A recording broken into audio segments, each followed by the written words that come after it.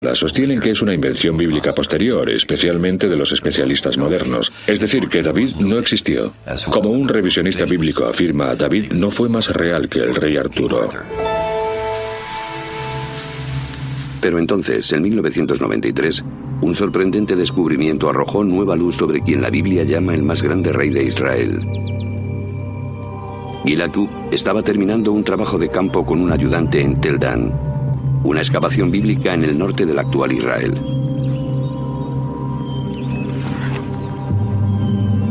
A cargo de la excavación estaba el célebre arqueólogo israelí Abraham Biran. El día terminaba y Kook estaba tomando sus últimas medidas cuando oyó un grito desde abajo. Era Biran con su potente voz gritando: «Gila, vámonos». Y yo le hice un gesto con la mano y seguí trabajando.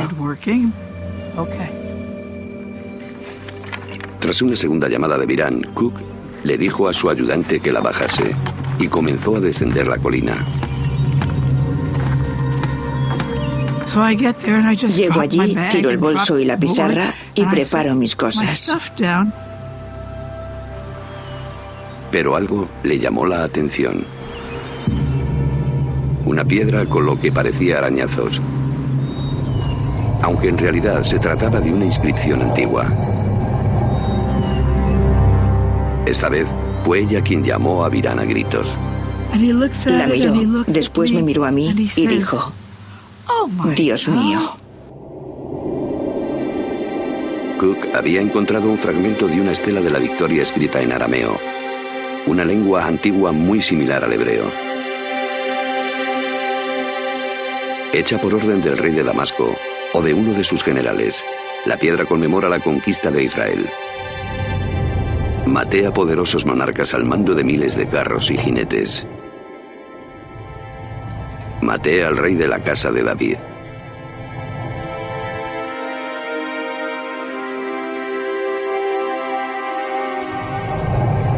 Esas palabras, la casa de David, convirtieron ese descubrimiento en un acontecimiento decisivo, pues constituyen una poderosa prueba de que David vivió en realidad.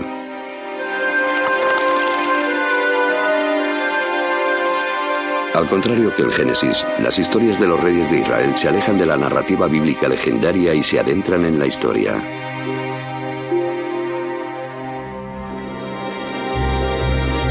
Cuando la cronología bíblica de los reyes de Israel se compara con las inscripciones históricas, como la estela de Tel Dan, estas pueden proporcionar a los historiadores fechas bastante fiables.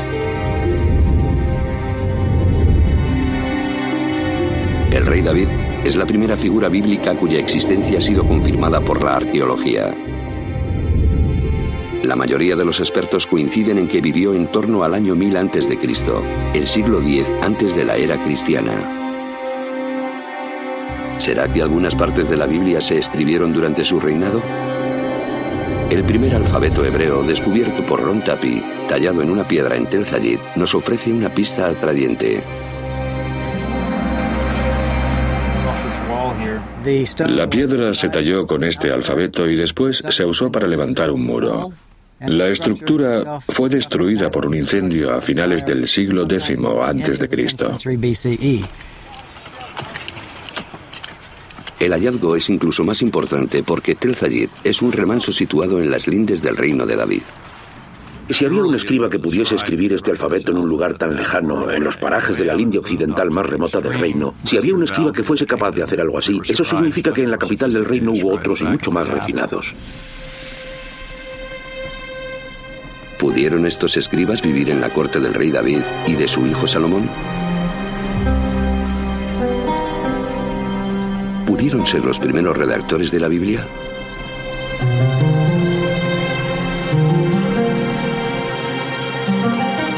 En el siglo XVIII, los especialistas alemanes revelaron un indicio sobre quién escribió la Biblia, oculto en dos nombres distintos de Dios. De acuerdo con una de las explicaciones, Abraham conocía a Dios por su nombre más íntimo y personal, que normalmente se pronuncia Yahweh, Yahvé. Los pasajes con el nombre de Yahvé, que en alemán se escribe con una J, se conocen por los expertos como J. Pero según otros, Abraham conocía a Dios simplemente por la palabra hebrea más usada para referirse a Dios, Elohim. Así, los dos redactores se denominaron E por Elohim y J por Yahvé, probablemente basándose en poemas y canciones transmitidos de generación en generación. Ambos escribieron una versión del remoto pasado de Israel. Las historias de Abraham en la tierra prometida, Moisés y el Éxodo. De estas dos fuentes, la más antigua es la que conocemos como J, que muchos expertos fechan en los años de David y Salomón. Debido a que el contexto de la versión de los Hechos según J es la zona alrededor de Jerusalén, es probable que el escritor viviese allí, tal vez en las cortes reales de David y Salomón.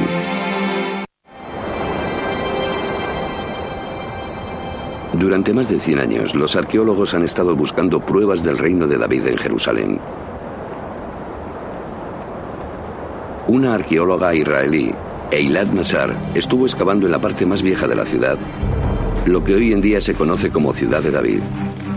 Pero debido a que esta zona había sido escenario de luchas, destruida y reconstruida a lo largo de miles de años, era muy improbable que allí sobreviviesen restos bíblicos.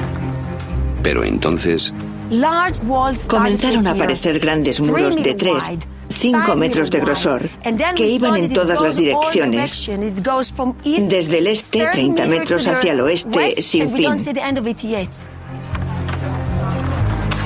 Unos muros así de grandes solo pueden ser parte de un edificio enorme. Mazar cree que las excavaciones que ha realizado hasta la fecha constituyen solamente el 20% del tamaño total de la construcción. Una estructura tan descomunal demuestra centralización y capacidad constructora. Solo puede ser una estructura real. Este enorme complejo puede probar la existencia de un reino, pero ¿se trata del reino de David?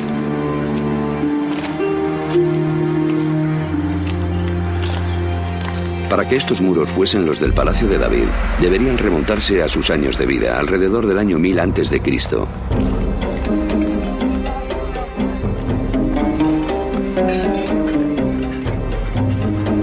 El problema es que los muros de piedra no pueden ser fechados por sí mismos. Los arqueólogos bíblicos datan las ruinas basándose en la alfarería que encuentran junto a ellas.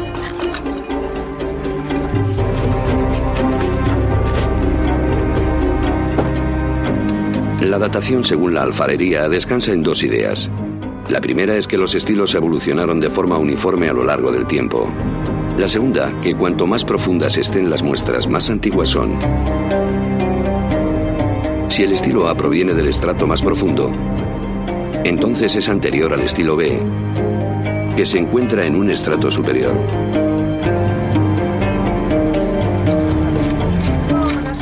Al analizar la alfarería en excavaciones bien estratificadas, los arqueólogos pueden crear lo que llaman una cronología relativa. No obstante, esta cronología flota en el tiempo sin fechas fijas.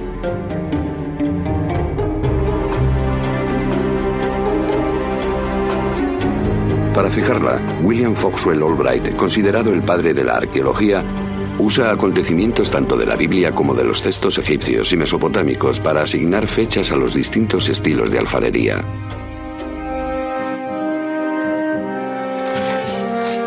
La cronología de Albright, ligeramente modificada, es lo que Mazar usa para fechar este gigantesco edificio y lo que la mayoría de los arqueólogos usan hoy en día. ¿Ha descubierto Mazar el Palacio de David? Las pruebas se acumulan. El edificio es enorme y está ubicado en un lugar prominente de la parte más antigua de Jerusalén. Y según la cronología de Albright, los objetos de barro se remontan al siglo X a.C., los años del rey David.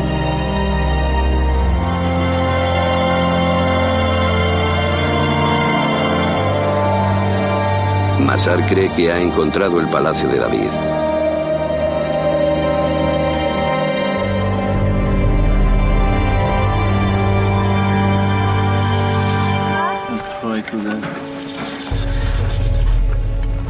Pero tanto las pruebas como la existencia del mismo